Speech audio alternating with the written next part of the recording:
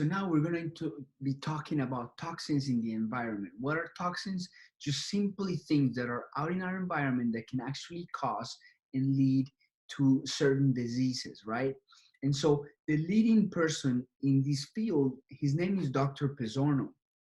And I saw him in San Diego a couple of years ago, where he actually showed us his latest research on this, and it was mind blowing. Since that moment, I realized how much I didn't understand about environmental toxins and how much part that plays into our diseases and how spread it is.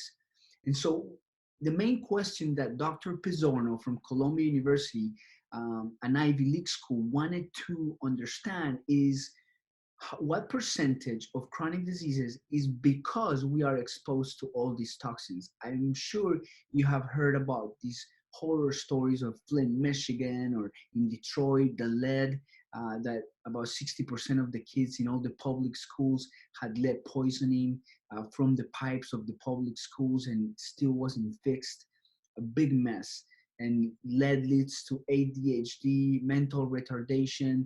And so, this might seem like it's crazy, and a lot of people who talk about these end up kind of sounding like they're conspiracy theories, and so you can get out into the fringes, and people might tune people out because it sounds like conspiracy theories, but when you actually look at the hard data, it is incredible to watch. So the main thing that Dr. Pizzorno came about is that when he looked at 20% of the people who had the highest toxins in their bodies after being tested, they actually had diabetes, all of them. They were not at increased risk, 60%.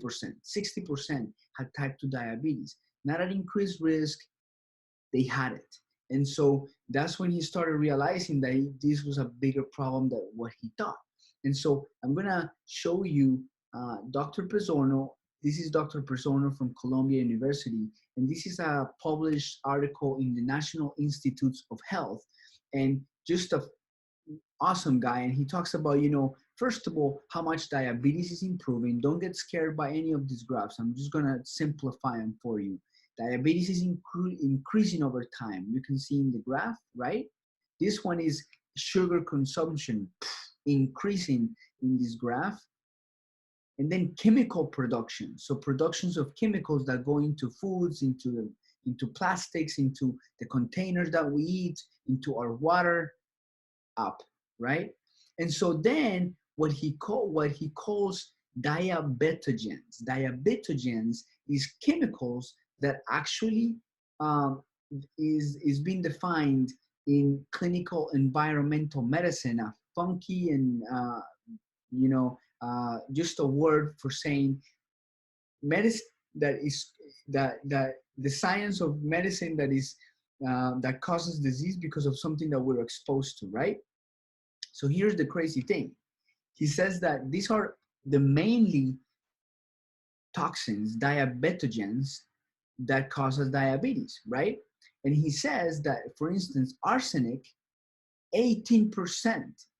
This is the estimated contribution of arsenic to diabetics. So about 18% of diabetes is caused by arsenic. How crazy is that? BPA, 14%, dioxins or PCBs, OCPs, PCBs, phthalates, and PAHs, which are just all these chemicals. I don't want to get into the details of it, but they're in different things, right? And so how crazy is that? So it's amazingly important, because once you start going into like more organic food and food that is not processed, you start fading away from this. And a lot of his data shows that when people go like into a actual like measuring detoxification, they start losing weight.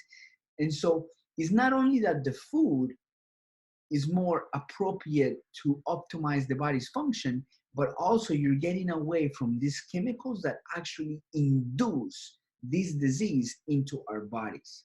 And so that's what I want you to get away from this point right now, that you want to take home this point that, hey, there is all these chemicals in our foods that are causing about 18% of diabetes. And so I need to get them out. and a lot of things have them, a lot of things. I don't want you to become paranoid about it or anything like that, but the awareness of it will help you make better decisions.